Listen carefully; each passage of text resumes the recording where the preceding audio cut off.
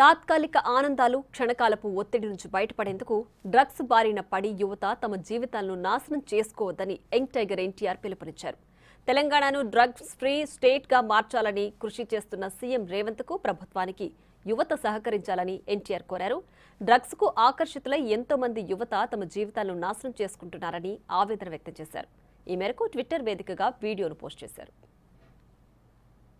మన యువత చేతుల్లోనే ఉంది. కానీ కొంతమంది తాత్కాలిక ఆనందం కోసము, క్షణికమైన ఒత్తిడి నుండి బయటపడటం కోసము, సహచరుల ప్రభావం వల్లను, స్టైలను, మాదక ద్రవ్యాల పట్ల ఆకర్షితులు కావటం చాలా బాధాకరం. జీవితం అన్నిటికంటే విలువైనది. రండి, నాతో చేతులు కలపండి. డ్రగ్స్ రహిత సమాజమే లక్ష్యంగా కొనసాగుతున్న తెలంగాణ ప్రభుత్వ సంకల్పంలో భాగస్వాములు అవ్వండి.